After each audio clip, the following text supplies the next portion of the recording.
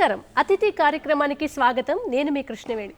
ఇవాల్టి మన కార్యక్రమంలో అతిథిగా Telangana regional passport officer Snehaja గారు ఉన్నారు. మేడంతో మాట్లాడి పాస్పోర్ట్కు సంబంధించిన అనేక విషయాలు తెలుసుకుందాం. నమస్కారం మేడం. నమస్కారం అండి. ముందుగా దూరదర్శన్ ప్రేక్షకులందరికీ కూడా నా నమస్కారాలు. మేడం, మీరు హైదరాబాద్లో సెకండ్ ఉమెన్ రీజనల్ పాస్పోర్ట్ ఆఫీసర్గా ఉన్నారు. మనం పాస్పోర్ట్కి సంబంధించిన అనేక విషయాలు తెలుసుకునే ముందు అసలు మీరు ఏ బ్యాచ్ నుంచి వచ్చారు, తర్వాత మీరు ఏం చదువుకున్నారు, ఈ ఒక్కసారి మీ జర్నీ గురించి స్మాల్ ఇంట్రడక్షన్. థ్యాంక్ యూ అండి. నేను 2016 batch Indian foreign service officer అండి. దీనికంటే ముందు నేను నా చార్టర్డ్ అకౌంటెన్సీ కంప్లీట్ చేశాను. చార్టర్డ్ అకౌంటెంట్గా కొన్ని సంవత్సరాలు పనిచేశాక నేను ఇలా సివిల్స్లోకి జాయిన్ అయ్యాను. సివిల్స్లో జాయిన్ అయ్యాక 2017 to 20 నేను చైనాలో పనిచేశానండి. చైనా తర్వాత నేను ఢిల్లీలో మన బంగ్లాదేశ్ మయన్మార్ డెస్క్ ఆఫీసర్గాను, తర్వాత మా విజిలెన్స్ డిపార్ట్మెంట్లో పనిచేశాక ఇక్కడ నవంబర్ 2023లో రీజనల్ పాస్పోర్ట్ ఆఫీసర్గా జాయిన్ అయ్యాను. ఇప్పుడు ఒక సంవత్సరం అయిందండి. అండ్ ఇంకా I'm looking forward to doing more changes here. మీరు వచ్చిన తర్వాత చాలా ఫాస్ట్గా మార్పులు జరుగుతున్నాయి పాస్పోర్ట్ విభాగంలో. చాలా మందికి పాస్పోర్ట్ అనేది ఒకటి తెలుసు, బట్ అది ఎందుకు, అందులో ఏముంటుంది అనేది తెలియదు. దాని గురించి ఒకసారి మన ఆడియన్స్కి. మీరు అన్నట్టే అండి, passport it's a travel document. ఆ ట్రావెల్ డాక్యుమెంట్ అది కూడా ఏంటంటే మీరు ఇండియాకి సంబంధించిన లేదా మీరు ఇండియన్ సిటిజన్స్ అని చూపించడానికి ఇచ్చే ఒక ట్రావెల్ డాక్యుమెంట్ అన్నమాట. సో ఇది మనకి ఎప్పటి నుండో అండి, చదువు కోసమనో లేకపోతే ఉద్యోగం కోసమనో చాలామంది వెళ్తూ ఉన్నారు. ఈ మధ్య ఇంకా దేశంలో ఇంకొంచెం వచ్చే ట్రెండ్ ఇన్కమ్ స్పెండింగ్ కెపాసిటీ పెరిగేసరికి చాలామంది టూరిజం పర్పస్ కూడా బయటికి వెళ్తుంటారు. సో ఇలా మీరు ఇండియా బార్డర్ దాటి వేరే కంట్రీకి వెళ్ళి మీరు మళ్ళీ వెనక్కి రావాలంటే మీకు ఒక డాక్యుమెంట్ కావాలి. దానికి సంబంధించింది ఇది పాస్పోర్ట్ అండి. మేడం, ఒక 1 year బ్యాక్ 40 రోజులు 35 రోజులు పట్టేది మేడం పాస్పోర్ట్ ఒకసారి అప్లై చేసుకుంటే. బట్ ఈ మధ్యకాలంలో అది 10 daysకు వచ్చేలా చేశారు. ఇంత తక్కువ టైంలో మీరు ఎలా వర్కౌట్ చేశారు దీని మీద? మీరు అన్నట్టండి, పోయిన సంవత్సరం మనకి ఏమైందంటే కోవిడ్ అయ్యాక చాలా మంది డిమాండ్ చాలా పెరిగింది. చాలామందికి బయటికి వెళ్ళాలని లేకపోతే ఉద్యోగాల కోసం చదువు కోసం చాలామంది బయటికి వెళ్తున్నారు. సో ఆ కోవిడ్ టైంలో మనం అపాయింట్మెంట్స్ తగ్గించేసరికి లేకపోతే అసలు ట్రావెలే లేకపోయేసరికి చాలా డిమాండ్ తగ్గింది. కానీ ఇప్పుడు మళ్ళీ డిమాండ్ చాలా పెరిగింది. లాస్ట్ ఇయర్ ఆ డిమాండ్ కొంచెం స్టెబిలైజ్ అవ్వడానికి టైం పట్టింది. ఇప్పుడు మీరు అన్నట్టే ఇంతకుముందు అపాయింట్మెంట్ సైకిల్ బికాజ్ చాలామందికి పాస్పోర్ట్స్ కావాల్సి వచ్చేసరికి 40 రోజులు లేకపోతే 50 రోజులు పట్టింది. ఇప్పుడు less than 10 working days. In fact మనకి కొన్ని పాస్పోర్ట్ సేవా కేంద్రాల్లో లేకపోతే పోస్ట్ ఆఫీస్ పాస్పోర్ట్ సేవా కేంద్రాల్లో నెక్స్ట్ డే అవైలబిలిటీనే ఉన్నాయి. దీనికి ఒకటి డిమాండ్ తగ్గింది, అంటే తగ్గలేదు, స్టెబిలైజ్ అయింది.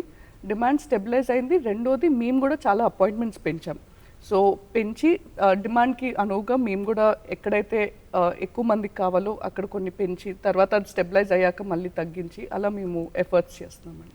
మేడం, తెలంగాణ రాష్ట్ర వ్యాప్తంగా పాస్పోర్ట్ సేవా కేంద్రాలు ఎక్కడెక్కడ అవైలబుల్గా ఉన్నాయి? తెలంగాణలో అండి మనకి 5 పాస్పోర్ట్ సేవా కేంద్రాలు అలాగే 14 పోస్ట్ ఆఫీస్ పాస్పోర్ట్ సేవా కేంద్రాలు ఉన్నాయి. ఈ 5 వచ్చేసరికి 3 మనకి హైదరాబాద్ రీజన్లోనే ఉన్నాయండి. బేగంపేట్, అమీర్పేట్ అండ్ టోలీచౌకి. అలాగే మనకి Nizamabad and Karimnagar. And 14 post office passport సేవా కేంద్రాలు చాలా డిస్ట్రిక్ట్స్లో ఉన్నాయి. సో మినిస్ట్రీ డైరెక్షన్స్ ఏంటంటే అండి, ప్రతి పార్లమెంట్ కాన్స్టిట్యుయెన్సీలో అట్లీస్ట్ ఒక పాస్పోర్ట్ సేవా కేంద్ర కానీ ఒక పోస్ట్ ఆఫీస్ పాస్పోర్ట్ సేవా కేంద్ర కానీ ఉండాలి. మనకి తెలంగాణలో 17 పార్లమెంట్ కాన్స్టిట్యుయెన్సీస్కి అనువుగా మనకి అన్ని చోట్ల ఏదర్ పిఎస్కే కానీ పిఓపిఎస్కే కానీ ఉందండి. పాస్పోర్ట్ సేవా కేంద్రానికి మీరంటున్న పోస్ట్ ఆఫీస్ పాస్పోర్ట్ సేవా కేంద్రానికి మధ్య తేడా ఏముంటుంది? పాస్పోర్ట్ సేవా కేంద్రాలు అండి మనము ఇట్స్ అ పీపీపీ మోడల్ అండి. సో మనకి టీసీఎస్ వాళ్ళు ఉంటారు ఏ కౌంటర్లో, బిఎన్సి కౌంటర్స్లో మన ఎంఈఏ అఫీషియల్స్ ఉంటారండి, ministry officials. Post office passport Seva కేంద్రం మనం డిపార్ట్మెంట్ ఆఫ్ పోస్ట్ వాళ్ళతో వాళ్ళ సహకారంతో చేస్తాము. పిఓపిఎస్కేలో ఓన్లీ డిపార్ట్మెంట్ ఆఫ్ పోస్ట్ వాళ్ళు ఉంటారండి. అవి అక్కడ బయోమెట్రిక్స్ అండ్ డాక్యుమెంట్ కలెక్షన్ అవుతుంది. అవన్నీ ఆటోమేటిక్గా సిస్టమ్ ద్వారా మళ్ళీ మా బ్యాక్ ఆఫీస్కి వస్తాయి. బ్యాక్ ఆఫీస్ అంటే regional passport office in Secunderabad. అక్కడ మేము ప్రాసెసింగ్ చేస్తుంటామండి. అసలు పాస్పోర్ట్ అప్లై చేయాలంటే బేసిక్ డాక్యుమెంట్స్ ఏ ఉండాలి? అంటే రకరకాల సమస్యలు వచ్చినప్పుడు ఇది డిఫరెంట్గా మారుతుంది. బట్ బేసిక్గా ఎటువంటి ప్రాబ్లం లేని వాళ్ళు ఎటువంటి డాక్యుమెంట్స్ సబ్మిట్ చేయాల్సి? ముందుగా అండి మొత్తం పాస్పోర్ట్ సేవా అప్లికేషన్ ప్రాసెసే చాలా డిజిటైజ్ అయిపోయింది. ఇంతకుముందు మీకు గుర్తుండుంటే మాన్యువల్గా రాసి లైన్స్లో నుంచొని అపాయింట్మెంట్ కోసం అలా ఉండేది. ఇప్పుడు ఎవ్రీథింగ్ ఇస్ ఆన్లైన్. సో ముందుగా మనకి passportindia.gov.in అనే వెబ్సైట్లో లాగిన్ అవ్వాలి. ఒక యూజర్ అకౌంట్ క్రియేట్ చేసుకోవాలి. యూజర్ అకౌంట్ క్రియేట్ చేసుకున్నాక అక్కడ అన్ని డాక్యుమెంట్స్ ఫిల్ చేయాలండి. సో మెయిన్గా మీరు పాస్పోర్ట్ ఒకళ్ళు ఎవరైనా ఫస్ట్ టైం అప్లై చేస్తుంటే ఆబ్వియస్లీ వాళ్ళ డేట్ ఆఫ్ బర్త్ ప్రూఫ్ ఒకటి కావాలి, అడ్రస్ ప్రూఫ్ ఒకటి కావాలి, అండ్ వాళ్ళకి ఈసీఎన్ఆర్ పాస్పోర్ట్ ఇవ్వడానికి, అంటే ఎమిగ్రేషన్ చెక్ నాట్ రిక్వైర్డ్ అనే పాస్పోర్ట్ ఇవ్వడానికి మినిమం క్వాలిఫికేషన్ 10th నుంచి ఏదైనా డిగ్రీ సర్టిఫికేట్స్ ఉంటే కావాలి. సో ఆ అప్లికేషన్ ఫిల్ చేసేటప్పుడే మీకు డేట్ ఆఫ్ బర్త్కి ఏమేమి యాక్సెప్టబుల్ డాక్యుమెంట్స్ అని, లేకపోతే ప్రూఫ్ ఆఫ్ అడ్రస్కి ఎలాంటి డాక్యుమెంట్స్ యాక్సెప్టబుల్ అని డీటెయిల్స్ ఆల్రెడీ అందులో మెన్షన్ చేసి ఉంటాయి. సో అందులో ఏదన్నా డాక్యుమెంట్స్ తీసుకొని రావాలి. అండ్ ఫర్ ఎగ్జాంపుల్ నాదే కేసు తీసుకోండి, నా పేరు జే స్నేహజ అని ఉంటే కనుక నేను నా డేట్ ఆఫ్ బర్త్ ప్రూఫ్కి బర్త్ సర్టిఫికేట్ ఇవ్వచ్చు, లేదా నా పాన్ కార్డ్ ఇవ్వచ్చు, ఓటర్ ఐడి కార్డ్ ఇవ్వచ్చు, సో ఇలా చాలా ఉన్నాయి. అదే అడ్రస్ ప్రూఫ్ నేను ఇప్పుడు పాస్పోర్ట్ అప్లికేషన్లో అండి only present residential address proof కావాలి. సో చాలామంది ఏమవుతుందంటే నేను నా పర్మనెంట్ అడ్రస్ కావాలి కానీ నాకు ప్రెజెంట్ రెసిడెన్షియల్ అడ్రస్ ప్రూఫ్ అలా లేదు అని అంటుంటారు. సో ఇప్పుడు ప్రస్తుతానికి we are only concerned about where you are currently staying. So proof of అడ్రస్కి మీరు డ్రైవింగ్ లైసెన్స్ ఇవ్వచ్చు, ఆధార్ కార్డ్ ఇవ్వచ్చు, గ్యాస్ బిల్, కరెంట్ బిల్, లేదా బ్యాంక్ స్టేట్మెంట్ లేదా bank passbook with photo attested. So ఇలా చాలా డాక్యుమెంట్స్ ఇవ్వచ్చు. అండ్ ఈసీఎన్ఆర్ పాస్పోర్ట్కి అయితే నేను ఆబ్వియస్లీ నా 10th class or anything above ఇవ్వచ్చు అనమాట. సో ఇవి ఐడి కార్డ్స్ ఇచ్చేటప్పుడు ఏమవుతుందంటే లెట్సే నేను నా ఓటర్ ఐడి కార్డ్ ఇచ్చాను డేట్ ఆఫ్ బర్త్ ప్రూఫ్కి, అందులో నా పేరు జే స్నేహజ అని ఉంటుంది. అడ్రస్ ప్రూఫ్ ఆధార్ ఇచ్చేసరికి ఒట్టి స్నేహజ అని ఉంటుంది. సో సమ్టైమ్స్ ఏమవుతుందంటే యూనిఫార్మిటీ ఉండదు. సో అప్లికెంట్స్కి ఒక చిన్న మనవి ఏంటంటే మీరు ఏదన్నా ఐడి ప్రూఫ్స్ ఇచ్చేటప్పుడు please make sure that everything is matching in all the documents. లేకపోతే మాకు కూడా ఆ ఐడెంటిటీ మళ్ళీ అదొక ఇష్యూ అవుతుంది అనమాట.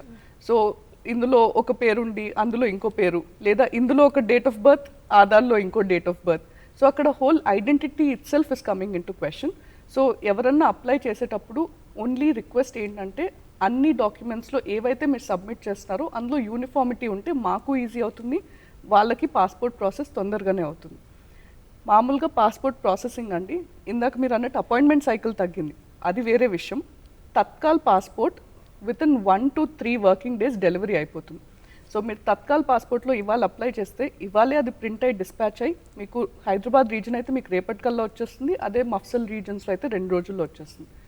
నార్మల్ పాస్పోర్ట్ కూడా ఎక్స్క్లూడింగ్ పోలీస్ వెరిఫికేషన్ టైం యావరేజ్లో మేము 3 to 5 డేస్లో పాస్పోర్ట్ ఇచ్చేస్తున్నామండి.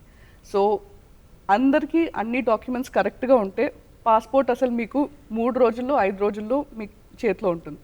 అదే మీరు డాక్యుమెంట్స్ సరిగా ఇవ్వకపోతే మళ్ళీ మా బ్యాక్ ఆఫీస్కి వచ్చి అడిషనల్ డాక్యుమెంట్స్ ఇవ్వడము, లేకపోతే అవి కరెక్షన్స్ చేయించుకోవడం వల్ల.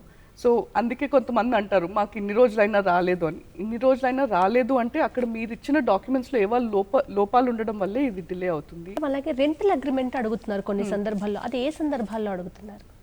అంతే అండి, ఇప్పుడు మీకు తెలిసిందే 11 months అండ్ అబవ్ అయితే you have to register rental agreement. చాలామంది ఇప్పుడు నేను గ్యాస్ బిల్, కరెంట్ బిల్ ఎలాగైతే అడుగుతున్నామో ప్రెజెంట్ ప్రూఫ్ ఆఫ్ అడ్రస్కి rental agreement, even if it is an unregistered rental agreement, అది తీసుకొని ఇవ్వచ్చు. లెట్సే ఒక రెప్యూటెడ్ పబ్లిక్ సెక్టర్ కంపెనీలో మీరు పనిచేస్తున్నారు, మీరు వాళ్ళ లెటర్ హెడ్ మీద to whom so ever it may concern this particular employee is residing at this address అని చెప్పి అది కూడా మాకు ప్రూఫ్ ఆఫ్ అడ్రస్గా ఇవ్వచ్చు అండి. We are accepting that. తత్కాల్ సేవలు ఇప్పుడు అందుబాటులోకి వచ్చిన తర్వాత ఎమర్జెన్సీ ఉన్న వాళ్ళు తత్కాల్లో బుక్ చేయాల్సి ఉంటుంది, బట్ దాంట్లో కూడా కొన్ని సమస్యలు మీరు చూస్తున్నారు, ఆ ఎటువంటి సమస్యలు ఎదుర్కొంటున్నారు? తత్కాల్ అండి, the reason why we have brought up Tatkal services, emergency చాలా మందికి రావచ్చు, సడన్గా వెళ్ళాల్సి ఉండొచ్చు అలాంటి కేసెస్లో. సో తత్కాల్కి నార్మల్కి డిఫరెన్స్ ఏంటంటే తత్కాల్లో పోస్ట్ పోలీస్ వెరిఫికేషన్. సో ముందు పాస్పోర్ట్ ఇచ్చేస్తాము, తర్వాత పోలీస్ వెరిఫికేషన్ అవుతుంది. నార్మల్లో ఏంటంటే పోలీస్ వెరిఫికేషన్ అయ్యాకే రిపోర్ట్ వచ్చాకే పాస్పోర్ట్ ప్రింట్ అవుతుంది. సో ఇప్పుడు తత్కాల్లో కొన్ని కేటగిరీస్ ఆర్ ఇన్ఎలిజిబుల్ అండి. సో మీరు నేను ఇందాక అన్నట్టు ఆ వెబ్సైట్లో మీరు ఫస్ట్ లాగిన్ అవ్వగానే అసలు మీకు ఒక పాపప్ బాక్స్ వస్తుంది where it says some categories are ineligible for Tatkal. Let's say ఇప్పుడు సింగిల్ పేరెంట్ కేసెస్, లేదా నా మీద ఏమన్నా క్రిమినల్ కేసెస్ పెండింగ్ ఉన్నాయి, లేదా నేను మైనర్ టు మేజర్ కన్వర్ట్ అవుతున్నాను. సో ఇలాంటి కేసెస్ అన్నీ ఏంటంటే ముందు పోలీస్ వెరిఫికేషన్ అయ్యాకే తర్వాత మేము పాస్పోర్ట్ ఇవ్వగలుగుతాం. సో అలాంటి cases should not be applied under Tatkal.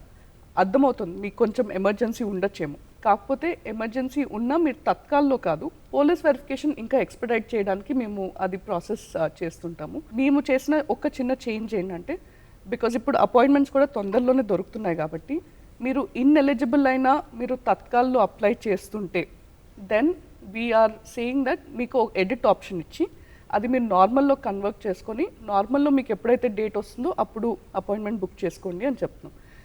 ఈ అవేర్నెస్ వల్ల ఏమవుతుందంటే ఇన్ఎలిజిబుల్ కేటగిరీస్ తత్కాల్లో బుక్ చేయకుండా నార్మల్లోనే బుక్ చేసుకుంటారు అని. తత్కాల్కి మనకి 3 డాక్యుమెంట్స్ కావాలండి. సో సమ్టైమ్స్ ఏమవుతుందంటే డాక్యుమెంట్స్ లేకపోయినా కానీ తత్కాల్లో బుక్ చేయడానికి ట్రై చేస్తుంటారు. సో కొంచెం యునో ఎవరికైతే నిజంగా జెన్యూన్ నీడ్ ఉందో వాళ్ళకి అపాయింట్మెంట్ దొరికేటట్టు చూడడానికే కొన్ని ఇలా చేంజెస్ చేశామండి. మొబైల్ పాస్పోర్ట్ సేవా కేంద్రాల ఉద్దేశం ఏంటి? అక్కడ ఎటువంటి సేవలు అందుబాటులో ఉంటాయి?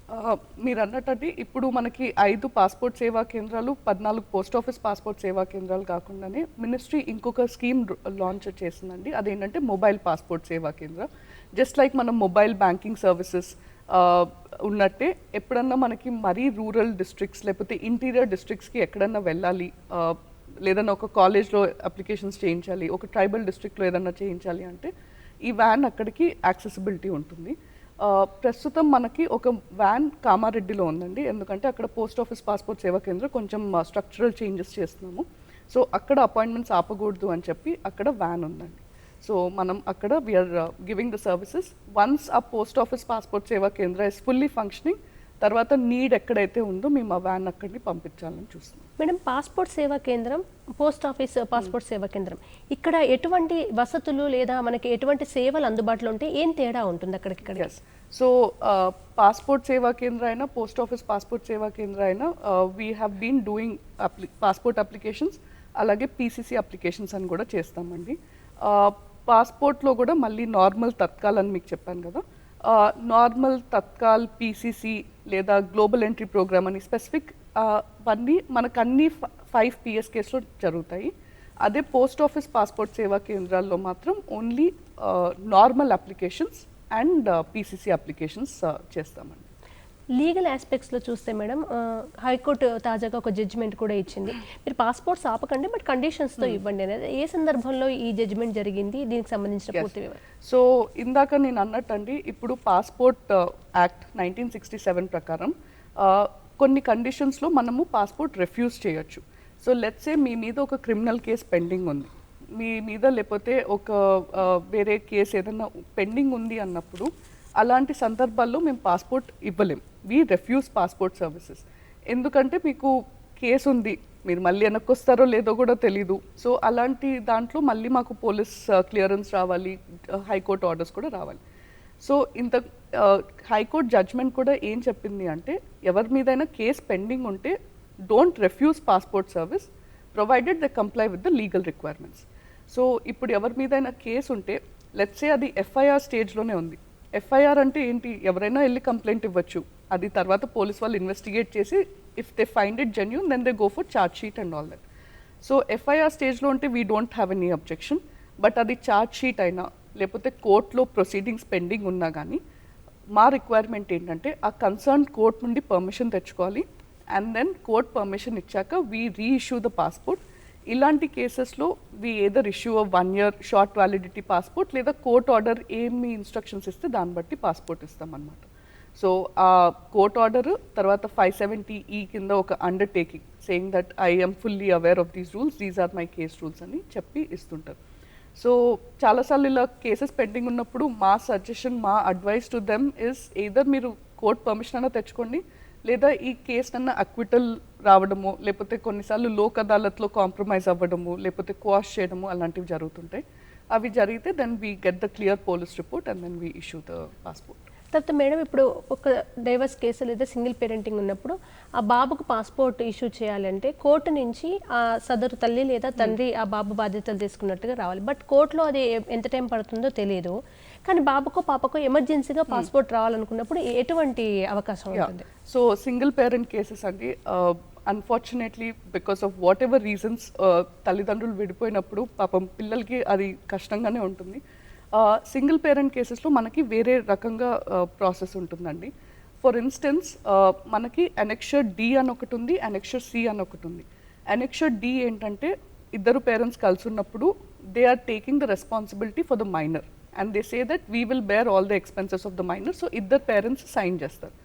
అనెక్షర్ సి ఏంటంటే సింగిల్ పేరెంట్ కేసెస్, లేదా ఫాదర్ ఇస్ ట్రావెలింగ్ అబ్రాడ్, లేదా డెజర్టెడ్ పేరెంట్స్, ఇలాంటి కేసెస్ ఉంటాయి అన్నమాట. సో మైనర్స్కి సంబంధించి కొన్ని points I just wanted to raise here అండి. So let's say both the parents are divorced and court order క్లియర్గా custody is with one parent, there is no visitation rights అని చెప్తే కనుక మేము సింప్లీ ఆ మదరో ఫాదరో ఇచ్చే అండర్టేకింగ్ తీసుకొని పాస్పోర్ట్ ప్రాసెస్ చేస్తాం. కొన్నిసార్లు ఏమవుతుందంటే కేసు ఇంకా కోర్టులో పెండింగ్ ఉంటుంది, వాళ్ళు వాట్ ఎవర్ రీజన్ కేసు ఇంకా పెండింగ్ ఉంది, కస్టడీ చెప్పలేదు, విజిటేషన్ రైట్స్ కూడా ఏమీ చెప్పలేదు, బికాజ్ ఆ కేసే ఇంకా ఫైనలైజ్ అవ్వలేదు. కాబట్టి ఒక పేరెంట్ మా దగ్గరికి వచ్చి అప్లై చేసినప్పుడు మేము వాళ్ళని ఇబ్బంది పెట్టకుండా ఇంకో పేరెంట్ డీటెయిల్స్ మేమే తీసుకొని వాళ్ళని కన్సెంట్ కోసం అడుగుతాం. Most of the cases consent ఇస్తారండి. లెట్స్ సే సమ్ కేసెస్లో they are not giving any consent, then we ask the other parent to get the permission from the court. ఇంకొక కేసులో ఏమవుతుందంటే డివోర్స్ అయిపోయింది, కస్టడీ లెట్స్ సే మదర్ దగ్గర ఉంది, father దగ్గర visitation rights ఉన్నాయి. సో విజిటేషన్ రైట్స్ ఉన్నప్పుడు వాళ్ళు కూడా ఏమనుకుంటారు దట్ ఇప్పుడు బాబో పాపో ఎక్కడికైనా వెళ్తే మళ్ళీ నాకు కలవడానికి కుదరదు అని చెప్పి sometimes they might have an objection. So ఇలాంటి కేసెస్లో కొన్నిసార్లు ఏదో జెన్యూన్ కన్సర్న్ అయి ఉండొచ్చు, లేదా నేనెందుకు ఇవ్వాలి కన్సెంట్ అని కూడా ఇవ్వకపోతూ ఉండొచ్చు. సో విజిటేషన్ రైట్స్ ఉంటే మాత్రం పాస్పోర్ట్ ఆఫీస్గా మేము ఆ ఇంకో పేరెంట్కి రాస్తామండి, please give your consent or your objections if any అని. వాళ్ళు ఇచ్చే రెస్పాన్స్ బట్టి వాళ్ళకి 15 రోజులు టైం ఇస్తాము. అంత లోపల రెస్పాన్స్ రాకపోతే మేము passport with the whoever parents కన్సెంట్తో ప్రాసెస్ చేస్తాము. లేదా వాళ్ళు అబ్జెక్షన్ చేసిన we find that that's not a genuine reason, then we say that because passport అనేది it's a fundamental right of every person. Parents దానికోసం పిల్లలు సఫర్ అవ్వకూడదు. సో మేము పాస్పోర్ట్ కొన్ని కేసెస్లో ఇస్తుంటాము and we tell them that మీకు ఏదైనా అబ్జెక్షన్ ఉంటే మీరు వెళ్ళి హైకోర్టులో కానీ లేకపోతే కోర్టులో you can get the necessary orders అని చెప్పి ఇస్తూ ఉంటాం.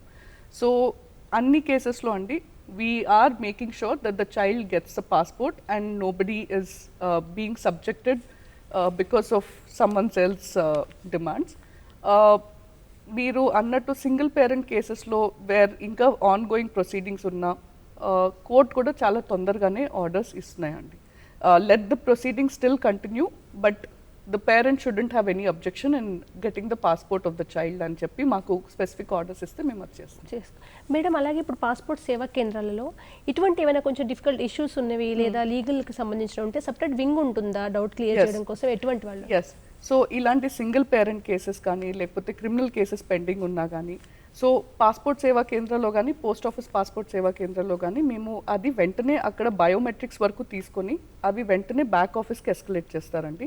మనకి బ్యాక్ ఆఫీస్లో లీగల్ సెక్షన్ ఉంది, పాలసీ సెక్షన్ ఉంది, లేదా గ్రీవెన్స్ సెక్షన్ ఉంది, so admin and all these various sections. So వాళ్ళు they can come back to our back office and get this sorted.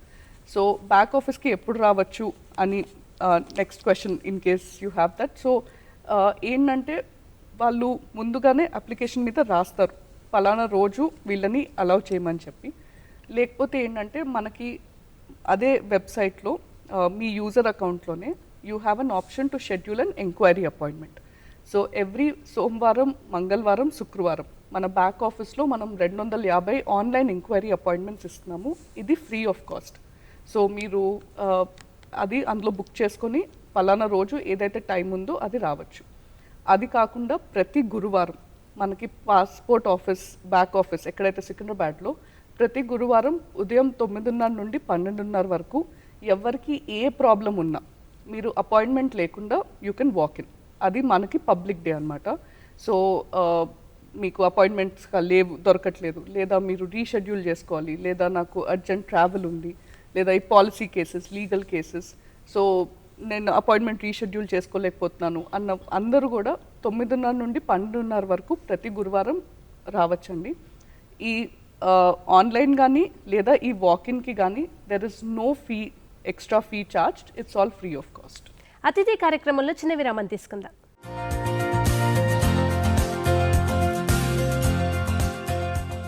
Passport date అయిపోతుంది మేడం, చాలా మంది అది గమనించుకోరు, మంత్స్ ఇయర్స్ దాటి ఉంటుంది. Yeah. రెన్యువల్ చేయడానికి వాళ్ళకి ఏమైనా సపరేట్ కండిషన్స్ ఉంటాయా, లేదా అయిపోయిన వాళ్ళు ఎలా అయితే ముందు జాగ్రత్తగా తీసుకుంటారో సేమ్ కండిషన్స్ ఉంటాయి? సో మనకి విదేశాలకు వెళ్ళాలంటే మినిమం పాస్పోర్ట్ వ్యాలిడిటీ 6 months ఉండాలండి.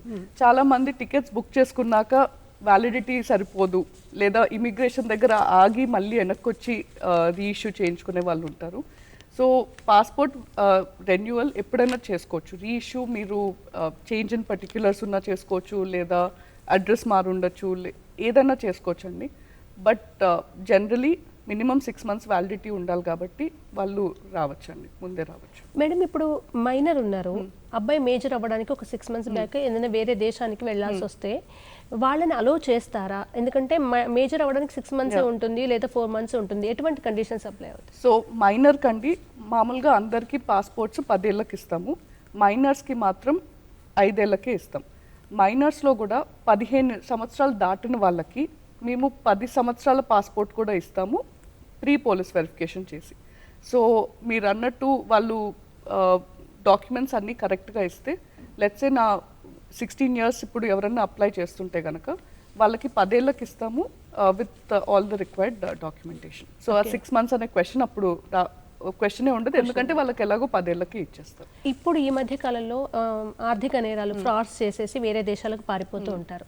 అక్కడ అది ఇల్లీగల్ అవుతుంది కదా, అటువంటి వాళ్ళ పాస్పోర్ట్ విషయాల్లో మీరు డినే చేస్తారా, సస్పెండ్ చేస్తారా, ఎలా ఉంటుంది? సో ఇప్పుడు నేను చెప్పినట్టు పాస్పోర్ట్ ఇచ్చే ముందే పోలీస్ వెరిఫికేషన్, ఏదో pre police verification, post police verification. So కొంతమంది వాళ్ళ మీద ఉన్న కేసెస్ డీటెయిల్స్ ఇవ్వకుండా తత్కాల్లో అప్లై చేసుకొని, మీరు పాస్పోర్ట్ అప్లికేషన్ ఫిల్ చేసేటప్పుడు ఒక క్వశ్చన్ ఉంటుందండి, any pending cases against you అని. సో మీరు ఆ ఇన్ఫర్మేషన్ని సప్రెస్ చేసి అప్పుడప్పుడు కొంతమంది పాస్పోర్ట్స్ తీసుకుంటారు. తర్వాత పోస్ట్ పోలీస్ వెరిఫికేషన్లో మళ్ళీ మనకి రిపోర్ట్ వస్తుంది. ఇలాంటి వచ్చిన కేసెస్లో అండి, we issue a show cause notice to the applicant asking their explanation as to what is the reason why did you suppress the information అని. సో అది కొంతమందికి అసలు వాళ్ళ మీద కేసు ఉన్నట్టు కూడా వాళ్ళకి తెలియదు, కొంతమంది కావాలని కన్సీల్ చేస్తుంటారు. సో అలా తెలుసుకున్న వాళ్ళు లేకపోతే ఏదన్నా కానీ అది కోర్ట్ ఆర్డర్స్ అన్నా తెచ్చుకుంటారు, లేదా వాళ్ళు మాకు కొంచెం టైం అడుగుతారు. సో ఇలాంటి కేసెస్లో we ask them to surrender the passport to us, and then ఆ కోర్ట్ ఆర్డర్ వచ్చాకే మీరు తీసుకోండి అని చెప్పి ఇస్తూ ఉంటాం. అదే వాళ్ళు విదేశాల్లో బయట ఎక్కడైనా ఉంటే కనుక మనకి లీగల్గా కొన్ని ప్రొసీజర్స్ ఉన్నాయండి. ఇంపౌండ్ అన్నా చేయొచ్చు, లేకపోతే రివోక్ అన్నా చేయొచ్చు. సో అప్పుడప్పుడు పోలీసులు మనకి రిపోర్ట్స్ ఇచ్చి యూనో, లేకపోతే 498A కేసెస్ కొన్ని ఉండొచ్చు. ఏమన్నా ఇలాంటి కేసెస్లో ఉన్నప్పుడు పోలీస్ వాళ్ళు మనకి ఏదన్నా ఇన్ఫర్మేషన్ అడిగినప్పుడు we take the necessary action as per the due process of లా అండి. ఇప్పుడు పాస్పోర్ట్ సస్పెండ్ చేస్తుంటారు కదా, ఆ అధికారం ఎవరికి ఉంటుంది, లేదా సెల్ఫ్గా చేసుకునే అవకాశం ఉంటుంది? వీటి డీటెయిల్స్ అన్నీ ఒకసారి. పాస్పోర్ట్ అదే అండి, దెర్ ఆర్ 2 కాన్సెప్ట్స్, ఇంపౌండ్ అన్నా చేయొచ్చు, లేకపోతే రివోక్ అన్నా చేయొచ్చు. సో అది ఎవరు వాళ్ళంతటా వాళ్ళు అది చేసేది ఉండదండి. సో మనము ఇంపౌండ్ కానీ రివోక్ కానీ చేయాలి అన్నప్పుడు మనకి కోర్ట్ వారెంట్స్ అన్నా ఉంటాయి, లేకపోతే నాన్ బెయిలబుల్ వారెంట్స్ అన్నా ఉంటాయి. సో అది మనకి పోలీస్ వాళ్ళు లేదా ప్రైవేట్ వాళ్ళైనా ఆ డీటెయిల్స్ మనకి సబ్మిట్ చేసినప్పుడు ఏదైనా due process of law, principles of natural justice follow అవుతాము. ముందు వాళ్ళకి we give them time for seeking their explanation. వాళ్ళ ఎక్స్ప్లెనేషన్ ఇచ్చాక ఇలా అయిపోతుంది కేసు, అండ్ లేదా మేము నాకు కొంచెం టైం ఇవ్వండి, నేను కోర్ట్ ఆర్డర్స్ తీసుకొస్తాను, లేదా if they are cooperating with the proceedings then we take case to case basis and then we do the process of impounding అని రివోకేషన్. మేడం ఇప్పుడు నేరం చేసి దాచి వెళ్ళే వాళ్ళు ఒక రకమైతే, అప్పటిదాకా క్లీన్ చిట్ ఉండి పాస్పోర్ట్ వచ్చిన తర్వాత 1-2 years తర్వాత వాళ్ళు ప్లాన్డ్గా ఒక ఆర్థిక నేరం చేసి వెళ్ళిపోయారు అనుకోండి, అక్కడ వేరే దేశంలో ఉంటారు, బట్ ఇక్కడ నుంచి నేరం చేసి వెళ్తారు, అటువంటిప్పుడు ఎటువంటి యాక్షన్? అట్లాంటివి అదే మళ్ళీ పోలీస్ వాళ్ళు మనకి నాన్ బెయిలబుల్ వారెంట్స్ కానీ లేకపోతే మనకి యూనో కోర్ట్ ఆర్డర్స్ అవి ఇస్తే కనుక we impound or revoke the passport. So అది కాకుండా పోలీస్ వాళ్ళకి సంబంధించి వాళ్ళ లుక్అవుట్ సర్క్యులర్స్ ఉంటాయి, గ్రావిటీ ఆఫ్ ద అఫెన్స్ బట్టి వాళ్ళ police will have their own procedures. కానీ మేము ఈ పాస్పోర్ట్కి సంబంధించిన డేటా మేము ఆల్రెడీ మా సిస్టంలో ఉంటుంది కాబట్టి వాళ్ళు మన మిషన్స్ అబ్రాడ్ లేదా వేరే సర్వీసెస్ కోసం వెళ్ళినప్పుడు we then again impound or revoke the passport. So we have necessary procedures to ensure that they are brought back to India. చాలా మంది నిరక్షరాస్యులు ఉంటారు మేడం, పని కోసం ఒక దేశానికి అక్కడ ఏదో దొరుకుతుందని వెళ్తారు, బట్ అక్కడికి వెళ్ళిన తర్వాత వాళ్ళ పాస్పోర్ట్ ప్రాబ్లంలో ఉండడం ఇటువంటివి జరిగినప్పుడు మీరు ఎలాగో ఫారిన్ సర్వీస్ అది చేశారు కనుక ఎటువంటి వాళ్ళకి మీరు కొంచెం ఈ పని చేస్తే ఈజీ అవుతుందని చెప్పండి, ఎటువంటి సలహా ఇస్తారు? సో మనకి ప్రతి ఫారెన్ మిషన్లో కంట్రీలో అండి మన మిషన్స్, ఇండియన్ మిషన్స్ కానీ కాన్సులేట్స్ కానీ ఉన్నాయండి, ఎంబసీస్ ఉన్నాయి. సో ఏదన్నా పాస్పోర్ట్ పోయినా కానీ చాలామందికి టూరిజం కోసం వెళ్ళినప్పుడు పాస్పోర్ట్ పోతుంటుంది, లేదా పాస్పోర్ట్ డ్యామేజ్ అవ్వడము, తడే నీళ్ళ వల్ల డ్యామేజ్ అవ్వడం, వాట్ ఎవర్ రీజన్ అలాంటి కేసెస్ ఉన్నప్పుడు వాళ్ళు వెంటనే మన కన్సర్న్డ్ మిషన్కి కానీ లేకపోతే ఎంబసీకి కానీ రీచ్ అవుట్ అయితే వాళ్ళకి ఒక ఎమర్జెన్సీ సర్టిఫికేట్ అని డాక్యుమెంట్ ఇస్తారండి. ఎమర్జెన్సీ సర్టిఫికేట్ ఏంటంటే దాంతో మీరు ఫస్ట్ ఇండియాకి వచ్చేస్తారు, ఇండియాకి వచ్చాక మళ్ళీ మేము పాస్పోర్ట్ ప్రాసెసింగ్ చేస్తూ ఉంటాం.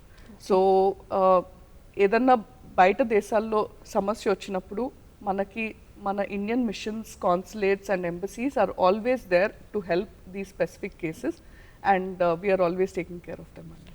తర్వాత చాలా మంది అప్లికేషన్ ట్రై చేస్తారు, బట్ కామన్ మిస్టేక్స్ చేయడం వల్ల వాళ్ళకి అది అంత త్వరగా పాస్పోర్ట్ అవ్వదు. మీరు చూసినంతలో జనరల్గా జనాలు చేసే కామన్ మిస్టేక్స్ ఏం గమనించారు? సో ఫస్ట్లీ అండి చాలామంది ఇల్లిటరేట్ పీపుల్కి అయితే ఐ అండర్స్టాండ్ డిజిటల్ అనే కాన్సెప్ట్ వాళ్ళకంత రాకపోవచ్చు. సో ఇలా రూరల్ ఏరియాస్లో లేకపోతే చదువు రాని వాళ్ళ కోసం అయితే మీ సేవా కేంద్రాలకు వెళ్ళి వాళ్ళ పాస్పోర్ట్ అప్లికేషన్ సబ్మిట్ చేయొచ్చు. కానీ కొన్నిసార్లు ఏమవుతుందంటే చదువుకున్న వాళ్ళు కూడా ఇది ప్రాసెస్ తెలియక అసలు పాస్పోర్ట్ అంటే అమ్మో అదొక పెద్ద ప్రాసెస్ అని ఏదో చాలా భయపడుతుంటారు.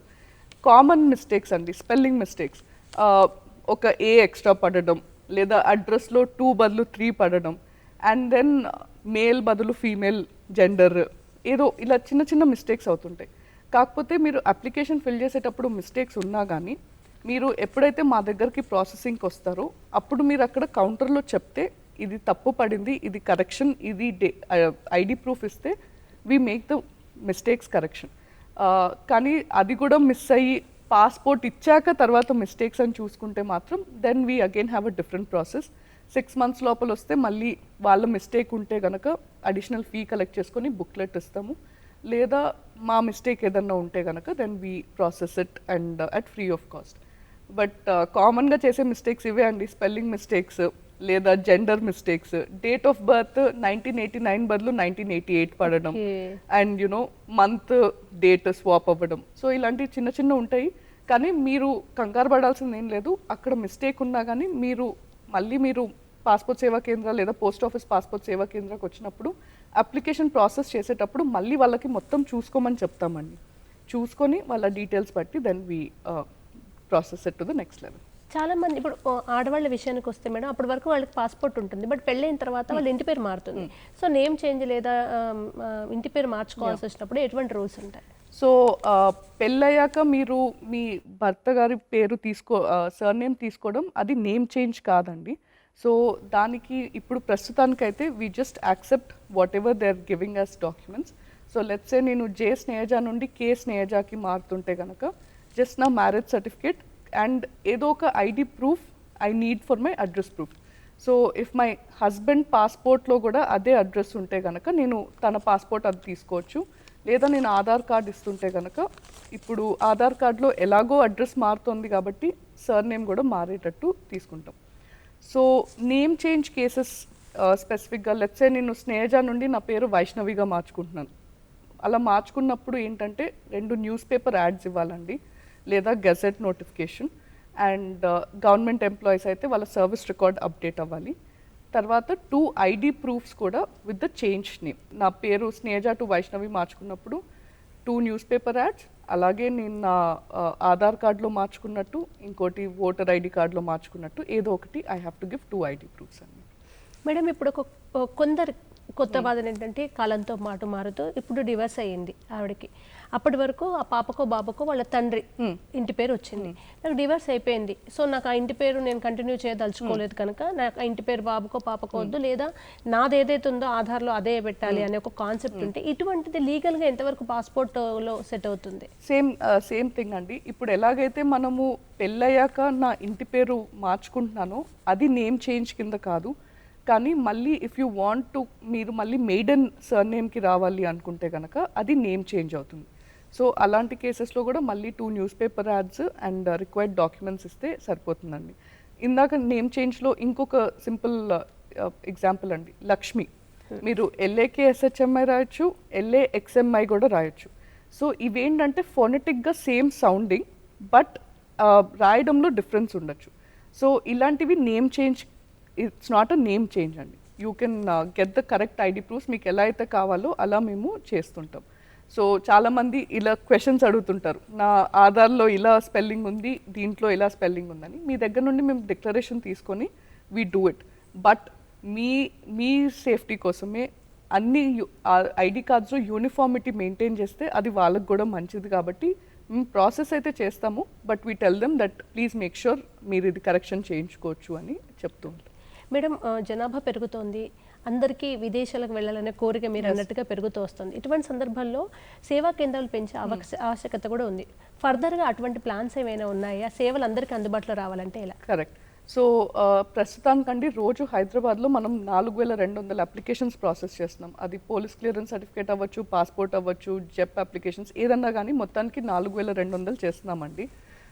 ప్రస్తుతానికి మనకి ఉన్న పాస్పోర్ట్ సేవా కేంద్రాలు, పోస్ట్ ఆఫీస్ పాస్పోర్ట్ సేవా కేంద్రాలు ప్రతి ఇంటీరియర్ పార్ట్స్కి అడ్రస్ చేస్తున్నాయి. సో ఫ్యూచర్లో మనం చూసేది డెఫినెట్గా ఇక్కడే ఇంకా అపాయింట్మెంట్స్ పెంచడానికి చూస్తున్నామండి. అలాగే మినిస్ట్రీ డైరెక్షన్స్ ప్రకారం ఇంకా వేరే లొకేషన్స్లో పెట్టడానికి కూడా ఆలోచనలు ఉన్నాయండి. సో అది చూస్తాం. డిజిటల్ సర్వీస్, ఆన్లైన్ కానివ్వండి, వీటిని ఏమైనా మార్పులు చేసే అవకాశం ఉందా మరింత జనాలకు దగ్గర అయ్యేలాగా? ఇంకొకటి కొత్తగా వర్షన్ 2 అని రాబోతుందండి. సో అది ఇంకా better integration of data, better faster access to data అలాంటిది ఉంటుంది. Already this whole concept it's a digital thing. ఇంకొంచెం ఇప్పుడు మీరు చూస్తున్నారు కదా, AI is going to rule the world టైప్లో అవుతుంది. సో ఇంకొంచెం better streamlining of services features వస్తున్నాయండి. ఇప్పుడు కొంతమంది అక్కడ పాస్పోర్ట్ ఆఫీస్ దాకా వెళ్తారు, పాపం చదువురాని వాళ్ళు, వాళ్ళని వీళ్ళని అడిగి ఆధారు, 10th లేని వాళ్ళు అయితే ఇంకేదో పెట్టుకుని వెళ్తారు. బట్ అక్కడ ఏదైనా మిస్టేక్ చేసినప్పుడు వాళ్ళని గైడ్ చేయడానికి లేదా పాస్పోర్ట్కి సంబంధించిన అవేర్నెస్ క్రియేట్ చేయడం కోసము ఎటువంటి కార్యక్రమాలు చెప్పారు? పాస్పోర్ట్కి సంబంధించిన అవేర్నెస్ అంటే ఇప్పుడు మీరు అక్కడ ఆల్రెడీ అపాయింట్మెంట్ ఉంటేనే మిమ్మల్ని అలౌ చేస్తారండి. ఇంకా చాలామంది ఏమనుకుంటారంటే పాపం నిజంగా తెలియని వాళ్ళు పాత రోజుల్లాగా వచ్చేస్తూ ఉంటారు. సో అది మా వాళ్ళు మేము చెప్తూనే ఉంటాము దట్ ఇది ప్రాసెస్ అండి, మీరు ఇలా ఆన్లైన్ అప్లై చేసుకోవాలి అని. అక్కడ వచ్చాక వాళ్ళకి ఏదైనా ఇబ్బందులు ఉన్నా మా ఆఫీసర్స్ కానీ లేకపోతే మా స్టాఫ్ కానీ they keep explaining them the process. నేను ఇందాక చెప్పినట్టు ప్రతి గురువారం ఎవరికైతే ఏ ఇబ్బందులు ఉన్నా కానీ ఏమైనా డౌట్స్ ఉన్నా కానీ వాళ్ళు వచ్చి ఆ రోజు చేసుకోవచ్చు. తర్వాత పాస్పోర్ట్కు సంబంధించిన సేవల టైమింగ్స్ అండ్ డేట్లు ఏ రోజుల్లో ఉంటుంది? ఇప్పుడు సాధారణంగా 10 రోజుల్లో వస్తుందనగానే మండే టు మండే చూసుకుని 8 days అయింది అనుకుంటారు. బట్ అది వర్కింగ్ డేసా హాలిడేస్ అనేది చూడ ఒకసారి వాటి డీటెయిల్స్ మాకు. మనకి all 5 days are working days అండి. సాటర్డే సండే మనము we don't have our offices open. కాకపోతే ఇక్కడ మన బ్యాక్ ఆఫీస్లో Wednesday is a no public day అండి. సో థర్స్డే అయితే it's a public day. 10 working days అన్నప్పుడు ఆబ్వియస్లీ సాటర్డే సండే అవన్నీ కూడా కలపకుండా వీ డూ ద ప్రాసెసింగ్ అండి. It's a simple process. So passport కూడా నేను ఎప్పుడైనా 3 to 5 వర్కింగ్ డేస్లో డిస్పాచ్ అవుతుంది అన్నప్పుడు excluding police verification time. Obviously Sunday postal వాళ్ళు కూడా సండే అది ఉండదు. So but we do give them next working day they get their passport. Madam, passport అంటే అందరికీ ఒకటే రకం ఉంటుంది. అంటే ఇప్పుడు ఇవాళ ఇష్యూ అయితే 10 years తర్వాత ఎక్స్పైరీ అది ఉంటుంది. అలా కాకుండా కొంతమందికి ఎక్కువ ఇయర్స్ పెట్టడం లేదా కొన్ని సందర్భాల్లో తక్కువ పెట్టడం, పాస్పోర్ట్స్లోనే రకరకాల పాస్పోర్ట్స్ ఇలా ఏమైనా ఉండే అవకాశం? పాస్పోర్ట్స్లో 3 రకాల పాస్పోర్ట్స్ ఉన్నాయండి. Diplomatic passport, official passport and normal passport. Diplomatic passport అనేది రెడ్ కలర్ పాస్పోర్ట్ అండి. It is given because of certain positions అనమాట. Like prime minister, chief justice of India లేదా డిప్లొమాట్స్, వీళ్ళందరికీ డిప్లొమాటిక్ పాస్పోర్ట్ ఉంటుంది. అఫీషియల్ పాస్పోర్ట్ ఏంటి అంటే it is given for those who are going on official duties. Like let's say ఇప్పుడు ఒక secretary వేరే కంట్రీకి ఏదైనా అఫీషియల్ డ్యూటీ మీద వెళ్తుంటే ఆయనకి డిప్లొమాటిక్ కానీ అఫీషియల్ పాస్పోర్ట్ కానీ డిపెండింగ్ ఆన్ హిస్ గ్రేడ్ ఇస్తూ ఉంటాం. డిప్లొమాటిక్ పాస్పోర్ట్స్ యూజువల్గా డెసిగ్నేషన్ బేస్డ్ అయితే లెట్స్ సే మన హైకోర్టు జడ్జెస్కి ఇస్తుంటే వాళ్ళ 10 years + 6 months. So let's A 5 years tenure ఉంటే 5 year టెన్యూర్ ప్లస్ 6 monthsకి అలా ఇస్తుంటాము. అఫీషియల్ పాస్పోర్ట్ సాధారణంగా because it's for a very specific purpose మామూలుగా 1 సంవత్సరానికి ఇస్తుంటాము, లేదా కొన్నిసార్లు 2 సంవత్సరాలు 5 సంవత్సరాలు depending on the requirement. Normal passport అనేది అందరికీ 10 ఏళ్ళకే అండి. మైనర్స్కి అయితే ఇందాక నేను చెప్పినట్టు 15 సంవత్సరాల కంటే చిన్న పిల్లలు ఉంటే వాళ్ళకి 5 ఏళ్ళకే ఇస్తాము. అలాగే ఎవరన్నా క్రిమినల్ కేసెస్ లేదా ఈ లీగల్ కేసెస్ పెండింగ్ ఉన్న వాళ్ళకి కోర్ట్ మాకు స్పెసిఫిక్గా చెప్పకపోతే మేము వాళ్ళకి షార్ట్ వ్యాలిడిటీ పాస్పోర్ట్ 1 year పాస్పోర్టే ఇస్తాం. అదే కోర్ట్ సమ్ టైమ్స్ మాకు స్పెసిఫిక్గా చెప్తుంది వాళ్ళకి 2 ఏళ్ళకి ఇవ్వండి, 5 ఏళ్ళకి ఇవ్వండి, లేదా 10 ఏళ్ళకి ఇవ్వమని కూడా చెప్తూ ఉంటారు.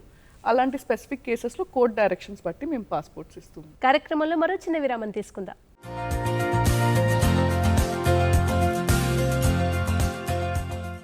కార్యక్రమానికి తిరిగి స్వాగతం. మేడం, యాక్చువల్గా పాస్పోర్ట్ ఆఫీస్లో మనం అప్లై చేసుకోవాలి, వెళ్ళాలి, ఇది ట్రాన్స్పరెన్సీగా ఉంటుంది. కానీ చాలామంది ఇందులో కూడా పైరవీలు నడుస్తాయి, పలానా వాళ్ళు రికమెండ్ చేస్తే చాలా త్వరగా అయిపోతుంది అనే ఒక భ్రమ ఉంది. అది ఎంతవరకు సాధ్యమో చెప్పండి. మళ్ళీ నేను చెప్పిందే అండి, అన్ని డాక్యుమెంట్స్ కరెక్ట్గా ఉంటే, నేను నా డేట్ ఆఫ్ బర్త్ ప్రూఫ్ కరెక్ట్గా ఉంది, అడ్రస్ ప్రూఫ్ కరెక్ట్గా ఉంది, నా 10th లేదా డిగ్రీ సర్టిఫికేట్ ఇచ్చాను, మీరు నాకు ఆ 3 డాక్యుమెంట్స్ ఇస్తే మీరు అసలు ఎవరు పైరవీలు అక్కర్లేదు, ఏది అక్కర్లేదు, అది పాస్పోర్ట్ ప్రాసెస్ సింపుల్గా అయిపోతుంది. ఇన్ఫ్యాక్ట్ ఎంటర్ అయినప్పటి నుండి ఎగ్జిట్ అయ్యేది జస్ట్ 45 నిమిషాలు 30 నిమిషాల్లో అయిపోతుందండి. కాకపోతే చాలాసార్లు ఏమవుతుందంటే, ఇంతకుముందు ఎలా ఉండేదంటే అపాయింట్మెంట్స్ దొరకట్లేదని మీరు ఒక మాట చెప్పండి అని అలా ఉన్నాయి. కానీ ఇప్పుడు అపాయింట్మెంట్స్ కూడా దొరుకుతున్నాయి. ఎవరికన్నా జెన్యూన్గా అర్జెన్సీ ఉంది, లెట్సే నాకు ఇవాళ రాత్రికి ఫ్లైట్ టికెట్స్ ఉన్నాయి, నేను చూసుకోలేదు, లేదా నా పాస్పోర్ట్ ఇవాళ డ్యామేజ్ అయింది. కొంతమంది పాపం వాళ్ళ పిల్లలు పాస్పోర్ట్ని ఏదో బుక్స్ అనుకొని చింపేయడమో లేకపోతే అలా చేస్తూ ఉంటారు. లేదా అన్ఫార్చునేట్లీ కొన్ని ఎమర్జెన్సీ కేసెస్, విదేశాల్లో వాళ్ళ చుట్టాలు చనిపోవడము అండ్ పాస్పోర్ట్ చూస్తే వ్యాలిడిటీ లేదు. అలాంటి వాళ్ళు ఎవరన్నా అండి బ్యాక్ ఆఫీస్కి వచ్చేయచ్చు. రీజనల్ పాస్పోర్ట్ ఆఫీస్ సికింద్రాబాద్లో we have been processing the cases. Especially death and medical emergency కేసెస్లో అండి మేము వితిన్ 1 hourలో వాళ్ళకి పాస్పోర్ట్ కూడా ఇచ్చేసి వాళ్ళని with the correct documentation. So ఎవరన్నా నాకు ఫ్లైట్ టికెట్స్ ఉన్నాయి, నేను అర్జెంటుగా వెళ్ళాలి అని నాకు సపోర్టింగ్ డాక్యుమెంట్స్ ఇస్తే కనుక నేను దాన్ని బేసిస్ చేసుకొని మేము పాస్పోర్ట్స్ ఇస్తున్నాం. కాకపోతే ఇంకా ఏమవుతుంది అంటే, జనాలు ఇంకా ఎవరో చెప్తే అవుతుంది, లేదా ఈ ఏజెంట్స్ని నమ్ముకొని అలా అప్పుడప్పుడు మోసపోతుంటారు. ఇన్ఫ్యాక్ట్ అలా ఎవరన్నా మాకు 1-2 ఇన్స్టెన్సెస్ ఉన్నాయి వేర్ వాళ్ళకి పాపం వేరే వాళ్ళు మోసం చేశారు. ఇది మా పర్వ్యూలో కానిది, కానీ వాళ్ళు ఎప్పుడన్నా వచ్చి మాకు ఇలా మోసం అయింది లేదా మేము ఇలా మోసపోయాము కొంచెం హెల్ప్ చేయండి అంటే కంప్లైంట్ తీసుకొని కన్సర్న్ పోలీస్ వాళ్ళకి అది ఇచ్చి మేము చేస్తుంటాం. ఇందులో నేను ఇంకొకటి చెప్పాలనుకున్నది ఏంటంటే అండి, మామూలు పాస్పోర్ట్ అప్లికేషన్ ఫీ 1500 రూపాయలే. అదే తత్కాల్లో చేస్తే ఇంకో 2000 ఎక్స్ట్రా కట్టాలి. సో మొత్తం మీరు తత్కాల్లో పాస్పోర్ట్ చేసుకోవాలనుకుంటే మీకు కావాల్సిన డబ్బులు ఓన్లీ 3500 రూపాయలు. కానీ అది కొంతమంది తెలియక మేము ఇదిగో మీకు వెంటనే స్లాట్ ఇప్పిస్తాము, లేకపోతే వెంటనే ఇది చేయిస్తాము అని చెప్పి వాళ్ళ దగ్గర 10,000 20,000 అలా తీసుకుంటూ ఉంటారు. దయచేసి మోసపోవద్దండి. మామూలు పాస్పోర్ట్ అప్లికేషన్ ఫీ అయితే 1500, అదే తత్కాల్లో కావాలంటే ఇంకో 2000 ఎక్స్ట్రా కట్టి మీరే అది ఆన్లైన్లో అప్లికేషన్ షెడ్యూల్ చేసుకుని అది వచ్చేది. యా మేడం, నేను ఏజెంట్స్, మీడియేటర్స్, దళారులు వీళ్ళ గురించి ఒక ప్రస్తావన అంటే చాలా మందికి పాస్పోర్ట్ అవసరం, వాళ్ళకి చదువు రాకో ఫీల్ చేయలేకో, సరే ఇదంతా మనం ఏం పెట్టుకుంటాంలే, ఆయనకి ఇంత అమౌంట్ ఇస్తే ఆయన ఫీల్ చేయడం అంతా నేను చూసుకుంటాను అని చెప్తారు వాళ్ళు. బట్ ఇప్పుడు కేవలం ఒక దశ దాటిన తర్వాత ఎవరు అప్లై చేసుకున్నారో వాళ్ళని అలో చేస్తారు తప్ప ఈ మీడియేటర్స్ని అలో చేయరు. అక్కడ వాళ్ళు అరే వీళ్ళంతా చేస్తారు వీళ్ళు ఉంటారని వెతుక్కుంటున్నారు. ఇలాంటి వాళ్లకు మీరు ఏం మెసేజ్ ఇస్తారు? ఇంకోటి ఏంటంటే అండి, పాస్పోర్ట్ ఎవరు అప్లై చేసినా కానీ వాళ్ళు డెఫినెట్గా మా ఆఫీస్కి రావాల్సిందే. ఎందుకంటే వాళ్ళ ఫోటోనే తీసుకోవాలి, వాళ్ళ బయోమెట్రిక్సే తీసుకోవాలి. అప్లికెంట్ ఒక్కరినే లోపలికి రానిస్తాము, లేదా అప్లికెంట్ సీనియర్ సిటిజన్ అయితే ఇంకొకరిని హెల్ప్ చేసుకోవడము, లేదా పిల్లలకైతే పేరెంట్స్ని అలౌ చేయడం. సో మీరు వేరే వాళ్ళకి ఇచ్చినా కానీ మీరు కరెక్ట్ డాక్యుమెంట్స్ ఇవ్వకపోయినా, వాళ్ళు కరెక్ట్గా ఫిల్ చేయకపోయినా అది మీకు వాళ్ళకి ఉన్న ఇది. సో ఈ ఏజెంట్స్ అంటే కొంతమంది ట్రావెల్ ఏజెంట్స్ ఉంటారు, మేము చూసుకుంటాంలే అని చెప్తుంటారు.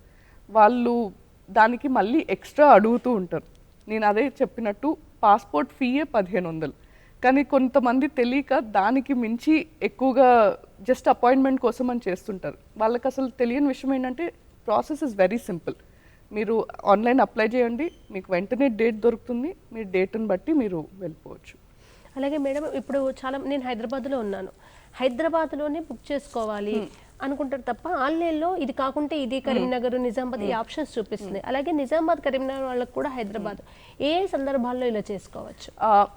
మళ్ళీ చెప్పినట్టే అండి, మీరు యాక్చువల్గా passport you can apply anywhere in India. మీరు నేను ఢిల్లీలో ఉండే అమ్మాయినైనా నేను హైదరాబాద్కి వచ్చి నేను పాస్పోర్ట్ ఇక్కడ అప్లై చేసుకోవచ్చు, కాకపోతే నా ప్రెసెంట్ రెసిడెన్షియల్ అడ్రస్సే ఇవ్వాలి.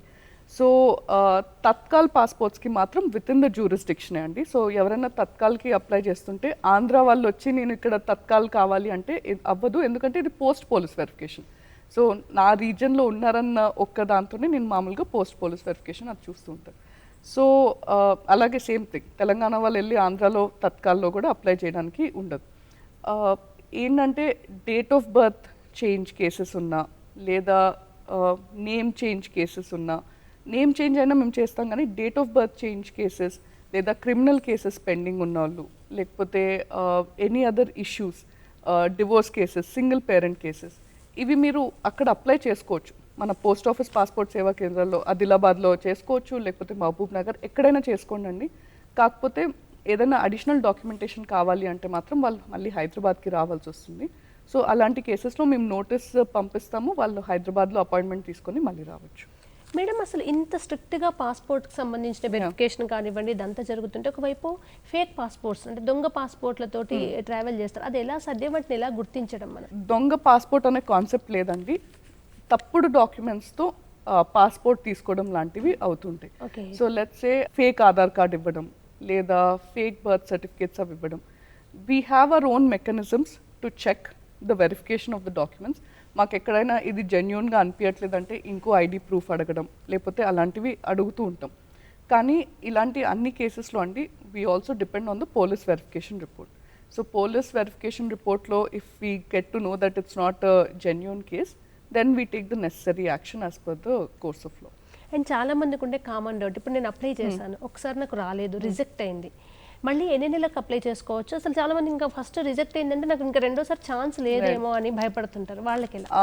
యాక్చువల్గా వీసాకి పాస్పోర్ట్కి అదే డిఫరెన్స్ అండి. పాస్పోర్ట్లో రిజెక్ట్ అనే క్వశ్చనే ఉండదు. సో రిజెక్ట్ అవ్వదు.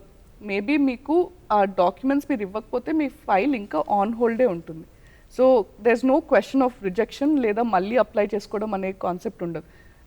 మళ్ళీ అప్లై చేసుకునే కాన్సెప్ట్ ఎప్పుడు వస్తుంది అంటే లెట్స్ సే నేను ఫస్ట్ టైం ఒక డేట్ ఆఫ్ బర్త్తో అప్లై చేశాను, ఇప్పుడు నేను డేట్ ఆఫ్ బర్త్ మార్చుకోవాలనుకుంటున్నాను, ఆ డీటెయిల్స్ అన్నీ ఇవ్వకుండా మళ్ళీ ఇంకోసారి ఫిల్ చేస్తుంటే మా దగ్గర ఆల్రెడీ ఆ డీటెయిల్స్ ఉంటాయండి. సో అప్పుడు మళ్ళీ వాళ్ళని అడుగుతూ ఉంటాం. ఎన్ని సంవత్సరాల డాటా అయినా మీరు కొట్టగానే అలా అది రిఫ్లెక్ట్ అయిపోతుంది. We have all the details, so we will be able to verify, what is the specific case. So ఎప్పుడన్నా మీకు ఆల్రెడీ ఒకసారి పాస్పోర్ట్ ఉంది అంటే అది 30 ఏళ్ళ క్రితం కావచ్చు, లేకపోతే జస్ట్ 5 ఏళ్ళ క్రితం అయినా అవ్వచ్చు, మీరు ఇంకొకసారి పాస్పోర్ట్ అప్లై చేసుకునేటప్పుడు రీఇష్యూ అని అప్లై చేసుకోవాలి, మళ్ళీ ఫ్రెష్ అని అప్లై చేయకూడదు. సో రీఇష్యూ అనే కేటగిరీలోనే అప్లై చేసుకొని మీకు ఏదైనా చేంజెస్ ఉన్నా కానీ మేము అది దాన్ని బట్టి చూస్తూ ఉంటాం. ఇప్పుడు చాలా మంది ఎందుకు మేడం ఇప్పుడు రీఇష్యూ ఏదైనా ప్రాబ్లం ఉంటే మళ్ళీ ఫ్రెష్గా వెళ్తే అయిపోతుంది కదా అనుకుంటారు. సో మీ దగ్గర పాత డేటా మర్చిపోయి ఉంటారులే, నేను ఎప్పుడో 3 years బ్యాక్ చేశాను అన్న ఒక చిన్న దాని. సో అది ఉండదండి. సో ఏమవుతుందంటే డేట్ ఆఫ్ బర్త్ మామూలుగా అప్పుడు ఏదో రాసేసి వెంటనే పాస్పోర్ట్ ఇచ్చుంటారు, తర్వాత ఇప్పుడు కరెక్ట్ డేట్ ఆఫ్ బర్త్ కావాలి అని వస్తుండొచ్చు. సో అలాంటి స్పెసిఫిక్ కేసెస్ మాకు కూడా డేట్ ఆఫ్ బర్త్ చేంజ్కి ఒక పర్టిక్యులర్ ప్రొసీజర్ ఉంది, దాన్ని బట్టి వీ టేక్ ద థింగ్స్. ఇంకెప్పుడన్నా అవుతుందంటే లేడీస్ అండి కొంతమంది పాత పాస్పోర్ట్ ఏమో హస్బెండ్ సర్నేమ్తో తీసుకొని ఉంటారు, ఇప్పుడు డివోర్స్ అయ్యి మళ్ళీ రీమ్యారేజ్ అయ్యి ఉంటుంది, ఇప్పుడు హస్బెండ్ పేరుతో కావాలనుకుంటారు, ఆ పాతది ఎవరు చూడలే ఇప్పుడు కొత్తగా అప్లై చేద్దాము అనుకుంటారు. సో ఇలాంటి కేసెస్లో అప్పుడప్పుడు ఇష్యూస్ అవుతుంటాయి. బట్ అలా వచ్చిన వాళ్ళకి మేము చెప్తామన్నమాట, ఫ్రెష్ కాదండి రీఇష్యూ కేటగిరీలోనే అప్లై చేయాలని మేము గైడ్ చేసి వాళ్ళకి చెప్తుంటాం. Police verification madam, criminal history ఉన్న వాళ్ళకు వాళ్ళు ఏదో కొంచెం చేస్తారు, బట్ ఏమీ లేని వాళ్ళు అమ్మో పోలీసులు వస్తారా ఏమడుగుతారు అంటే పాస్పోర్ట్కు సంబంధించిన పోలీస్ వెరిఫికేషన్లో ఎటువంటి ప్రొసీజర్ ఉంటుంది? ఏం లేదంటే మీరు యాజ్ ఇట్ ఈస్ మాకు ఇక్కడ ఇది అంతా మళ్ళీ ఆన్లైన్. సో మీకు ABC కౌంటర్లో అయ్యాక ఆటోమేటిక్గా it is uploaded in the police database అండి. వాళ్ళు పోలీస్ వెరిఫికేషన్కి వెళ్తారు. Telangana police verification is actually one of the fastest అండి. ఆల్మోస్ట్ యావరేజ్ 1 to 5 వర్కింగ్ డేస్లో పోలీస్ వెరిఫికేషన్ అయిపోతుంది. సో పోలీస్ వాళ్ళు కూడా అక్కడికి వెళ్ళినప్పుడు మీరు ఏవైతే డాక్యుమెంట్స్ సబ్మిట్ చేశారో పాస్పోర్ట్ ప్రాసెసింగ్కి అవి చూపిస్తారు. అలాగే నేబర్స్ని పలానా వాళ్ళు ఇక్కడే ఉంటున్నారా అని కనుక్కోవడానికి. And then they check their own database and then they give the report అండి. So it's a very simple process. వాళ్ళు అంత భయపడాల్సిన అవసరం కూడా ఏం లేదు. తప్పు చేయకపోతే అసలు భయపడాల్సిన అవసరం ఏమీ లేదు. సో కరెక్ట్గా మీరు ఏ డాక్యుమెంట్స్ ఇచ్చారో అవే అక్కడ చూపిస్తే సరిపోతుంది. సో అన్ని సర్టిఫికేట్స్ కరెక్ట్గా ఉంటే ₹1 కూడా ఎక్స్ట్రా కట్టకుండా పాస్పోర్ట్ అయిపోతుంది. ఎస్, అది ₹1 ఎక్స్ట్రా కట్టకుండా అయిపోతుంది. అలాగే మీకు 5 నుండి లేదా 7 రోజుల్లో మీకు పాస్పోర్ట్ కూడా వచ్చేస్తుంది. మీ డాక్యుమెంట్స్ సరిగా ఇవ్వనప్పుడు అది 1 నెల అవ్వచ్చు లేదా 1 సంవత్సరం అవ్వచ్చు. మీరు నాకు కరెక్ట్ డాక్యుమెంట్స్ ఇచ్చే వరకు నేను ఆ ప్రాసెసింగ్ ముందు చేయలేనండి. ఒకవేళ 10th కూడా చదవకుంటే మేడం, అంటే కంప్లీట్గా మళ్ళీ ఏమీ చదువుకోకుంటే? సో ఈసీఎన్ఆర్ పాస్పోర్ట్స్ అని ఉందండి. ECR passports, ECNR passports. So emigration check not required. అంటే ప్రపంచంలో ఒక 18 కంట్రీస్ ఉన్నాయండి వేర్ ఎంప్లాయ్మెంట్ పర్పస్కి వెళ్ళడానికి emigration check required, emigration check not required అని. ఇది ఎందుకంటే we want to safeguard our workers. So tourism పర్పసెస్కి వెళ్తుంటే అసలు that is not an issue at all. So emigration check not required అన్న దానికి కూడా మళ్ళీ మనకి సెపరేట్ క్రైటీరియా కేటగిరీస్ ఉన్నాయి. 50 సంవత్సరాలు దాటిన వాళ్ళకి మనకి విల్ గివెన్ ఈసీఎన్ఆర్ పాస్పోర్ట్, లేదా చిన్న పిల్లలకి ఈసీఎన్ఆర్ పాస్పోర్ట్, మైనర్స్కి కూడా ఈసీఎన్ఆర్ పాస్పోర్ట్, అలా డిఫరెంట్ కండిషన్స్ ఉన్నాయి. ఈ మ్యాటర్స్ అన్ని మళ్ళీ హ్యాండిల్ చేసేది ప్రొటెక్టరేట్ ఆఫ్ ఎమిగ్రెంట్స్ అని ఎంఈఏకి సంబంధించింది. అది ఇంకొకటి, అది హ్యాండిల్ చేస్తుంటారు. మేడం అలాగే మీరు బ్రాంచ్ సెక్రటేరియట్ హెడ్గా కూడా చేశారు కదా, దాని గురించి ఒకసారి. ప్రస్తుతానికి నేను అడిషనల్ ఛార్జ్, నాకు బ్రాంచ్ సెక్రటేరియట్ కూడా ఉందండి. బ్రాంచ్ సెక్రటేరియట్ ఏంటంటే మన మినిస్ట్రీ ఆఫ్ ఎక్స్టర్నల్ అఫైర్స్కి సంబంధించి ఒక పార్ట్ని హ్యాండిల్ చేస్తాము. సో ఏంటంటే ఫారిన్ డెలిగేషన్స్ ఎవరన్నా మన గవర్నమెంట్ అఫీషియల్స్ని కలవాలనుకున్నా కానీ ఆంధ్ర అండ్ తెలంగాణకి సంబంధించి బ్రాంచ్ సెక్రటేరియట్ ఏంటంటే it has jurisdiction over both Andhra and Telangana. But మనకి అప్లికెంట్స్కి సంబంధించి మెయిన్ ఇంపార్టెంట్ థింగ్ మనం చేసేది ఏంటంటే అటెస్టేషన్ అండ్ అపోస్టిల్ అండి. అటెస్టేషన్ అపోస్టిల్ ఏంటి అంటే హేగ్ కన్వెన్షన్ ఒకటి అయినప్పుడు మనకి చాలా రకాల డాక్యుమెంట్స్ ఉంటాయి. Let's say birth certificates, death certificates, marriage certificates, educational documents. వేరే దేశానికి వెళ్ళేటప్పుడు ఆ దేశస్తులు ఏమడుగుతారంటే ఇవి అసలు జెన్యూన్ డాక్యుమెంట్సా, మీరు ఒక పలానా కాలేజ్ నుండి నాకు డిగ్రీ వచ్చింది అంటారు, కానీ ఆ డిగ్రీ జెన్యూన్నెస్ ఏంటి అనేది ఆ కంట్రీకి తెలియకపోవచ్చు. సో వాళ్ళు ఏం అడుగుతారంటే ఈ డాక్యుమెంట్ని మీరు మినిస్ట్రీ ఆఫ్ ఎక్స్టర్నల్ అఫైర్స్ నుండి అటెస్టేషన్ కానీ అపోస్టిల్ కానీ చేయమని అడుగుతారనమాట. ప్రాసెస్ ఏంటి అంటే అండి, లెట్స్ సే నేను ఇప్పుడు ఫారెన్ కంట్రీకి వెళ్తున్నాను, నా వీసాకి సంబంధించి నేను ఒక డాక్యుమెంట్ ఇవ్వాలి. సో ఆ డాక్యుమెంట్ నేను ఫస్ట్ జిఏడికి ఇస్తాను, జనరల్ అడ్మినిస్ట్రేషన్ డిపార్ట్మెంట్, ఏదంటే మన స్టేట్ గవర్నమెంట్లో. స్టేట్ గవర్నమెంట్ వాళ్ళు అది వెరిఫై చేస్తారు. లెట్స్ సే ఇప్పుడు నా ఎడ్యుకేషనల్ డాక్యుమెంట్ నేను జిఏడిలో సబ్మిట్ చేస్తే జిఏడి ఏం చేస్తుందంటే ఎడ్యుకేషన్ డిపార్ట్మెంట్ వాళ్ళతో కనుక్కుంటారు ఈ పలానా స్టూడెంట్ యాక్చువల్గా అక్కడ నుండి డిగ్రీ తీసుకున్నారా లేదా అని. అది తీసుకున్నాక మళ్ళీ మాకు పంపిస్తారనమాట. సో మేము అది we do the attestation or apostille. Attestation ఎప్పుడు చేస్తాము అంటే it is just a signature. And Hague కన్వెన్షన్లో ఎవరైతే countries are not a signatory దానికి అటెస్టేషన్ చేస్తాము. అదే హేగ్ కంట్రీస్ సిగ్నటరీస్ అయితే అపోస్టిల్. అపోస్టిల్ అంటే ఒక స్టిక్కర్ అతికిచ్చి దాని మీద మేము వెరిఫైడ్ అని చెప్పి సైన్ చేస్తుంటాం. సో మేము ఇంత చేయడం వల్ల we're giving a legality to that document, we're giving a legal identity to that document. అది జెన్యూన్నెస్ వెరిఫై చేసేది respective state governments general administration department. So ఇది కూడా ఏంటంటే మనం బ్రాంచ్ సెక్రటేరియట్లో ఇక్కడే హైదరాబాద్లో మనకి ఆంధ్రాకి తెలంగాణకి సంబంధించిన అటెస్టేషన్ అపోస్టిల్ మనం ఇక్కడే చేస్తున్నాం. దానికోసం మళ్ళీ ఎక్కడికో పంపించక్కర్లేదు. లేకపోతే ఎటువంటి సందర్భాల్లో అవసరం పడుతుంది? లెట్స్ సే ఇప్పుడు పెళ్ళయింది, పెళ్ళయ్యాక you want to take your wife dependent visa మీద తీసుకెళ్ళాలి. So marriage certificate you have to submit in that country. ఆ మ్యారేజ్ సర్టిఫికేట్ జెన్యూనా కాదా అన్నది ఆ కంట్రీకి డౌట్ వస్తుంది. సో అది జెన్యూన్నెస్ వెరిఫై చేసుకోవడానికి అటెస్టేషన్ అపోస్టిల్ జరుగుతూ ఉంటుందన్నమాట. సో ఈ అటెస్టేషన్ అపోస్టిల్ కూడా దిస్ మాకు డైరెక్ట్గా పబ్లిక్తో ఇంటర్ఫేస్ ఉండదు. దెర్ ఆర్ ఆథరైజ్డ్ ఏజెన్సీస్, అది కూడా సంబంధించిన ఇన్ఫర్మేషన్ అంతా మన వెబ్సైట్లో ఉందండి. సో ఆ ఏజెన్సీస్ ద్వారా వాళ్ళు రావచ్చు. సో నేను ఇది ఎందుకు చెప్తున్నానంటే కొన్నిసార్లు ఏమవుతుందంటే అది తెలియక పోలీస్ క్లియరెన్స్ సర్టిఫికేట్ కూడా తీసుకున్నారనుకోండి, అది అటెస్టేషన్ అపోస్టిల్ కావాలి. సో బట్ అది తెలియకుండా మేము ఢిల్లీకి పంపించాలో లేకపోతే వేరే చోటకి పంపించాలేమో, చాలా డబ్బులు అవుతాయేమో అన్న ఆ అపోహ ఉంటుంది. మామూలుగా అటెస్టేషన్ అయితే మేము ఫ్రీ ఆఫ్ కాస్ట్ చేస్తాము. అపోస్టల్కి సంబంధించి it is hardly 150 rupees per document అండి. సో దానికి కూడా it is not a huge exercise. In fact మేము సేమ్ డేనే అటెస్టేషన్ అపోస్టల్ కూడా చేస్తూ ఉంటాం. Okay, and date of birth change కోసం చేసినప్పుడు ఎటువంటి డాక్యుమెంట్స్ అవసరం? డేట్ ఆఫ్ బర్త్ చేంజ్ అండి మామూలుగా పాత రోజుల్లో ఏమవుతుందంటే ఏదో ఒక రోజు రాసేయడము, లేకపోతే తర్వాత అప్పటికప్పుడు బర్త్ సర్టిఫికేట్ తీసుకోవడానికి ఏదో చేస్తుంటారు. చాలా వరకు మేము డేట్ ఆఫ్ బర్త్ మార్చమండి. ఎందుకంటే కొన్నిసార్లు ఏమవుతుందంటే వాళ్ళు ఎంప్లాయ్మెంట్ పర్పస్ కోసం ఫస్ట్ గల్ఫ్ కంట్రీకి వెళ్ళడానికి ఏజ్ ఎక్కువ చూపించేవాళ్ళు, తర్వాత వెనక్కొచ్చి ఇప్పుడు అక్కడ ఏజ్ లిమిట్ అయిపోతుంది కానీ మళ్ళీ అక్కడ ఉద్యోగం కోసం మళ్ళీ ఇప్పుడు తక్కువ చేసి ఏజ్ చూపిస్తుంటారు. So it is wrong information that is given. So యూజువల్గా డేట్ ఆఫ్ బర్త్ చేంజెస్ మేము యాక్సెప్ట్ చేయము except in some specific cases. Let's say నేను చిన్నప్పుడు అంటే మైనర్గా ఉన్నప్పుడు మా అమ్మ నాన్న నా డేట్ ఆఫ్ బర్త్ తప్పు రాశారు.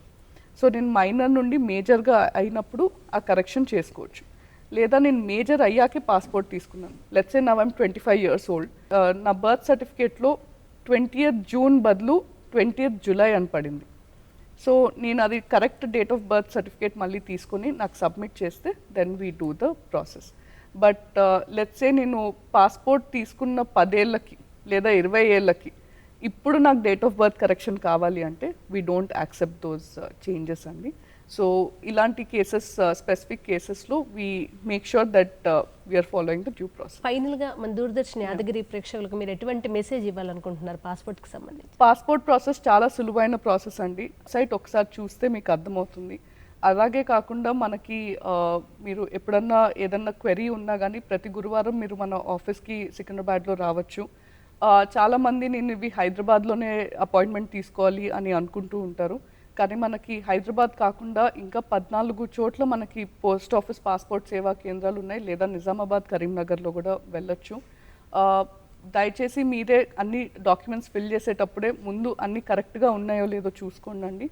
ఏదన్నా గ్రీవెన్స్ ఉంటే మీరు ఏ భాషలో అయినా మాకు ఈమెయిల్ రాయొచ్చు. rpo.hyderabad@mea.gov.in. దీనికి మీరు ఏ డౌట్స్ ఉన్నా కానీ మాకు వెంటనే మెయిల్ రాసినా మీకు రెస్పాన్స్ వస్తుంది. కొంతమంది అపాయింట్మెంట్స్ రీషెడ్యూలింగ్కి అడుగుతుంటారు అండ్ మాకు అది జెన్యూన్ అని తెలిస్తే మేము తప్పకుండా దానికి హెల్ప్ చేస్తాము. ఏదన్నా ఇబ్బంది ఉన్నా లేదా ఎమర్జెన్సీ ట్రావెల్ ఉన్నా కానీ మీరు మాకు ఈమెయిల్ లేదా డైరెక్ట్గా వచ్చేయచ్చు. అలాగే మనకు ఒక వాట్సాప్ నంబర్ కూడా ఉంది అండి. 8121401532. ఈ నంబర్కి మీకు ఏదన్నా సమస్య ఉన్నా మీ ఫైల్ నంబర్ ఉన్నా కానీ మీరు దానికి వాట్సాప్ చేస్తే మేము దానికి రెస్పాండ్ అవుతుంటాము. సో మేమందరం ఇక్కడ ఉన్నదే మీకు హెల్ప్ చేయడానికి. దయచేసి మేక్ షూర్ దట్ మీరు అప్లై చేసేటప్పుడే అన్ని కరెక్ట్ డాక్యుమెంట్స్ అప్లై చేస్తే ప్రాసెస్ సులువుగా ఉంటుంది.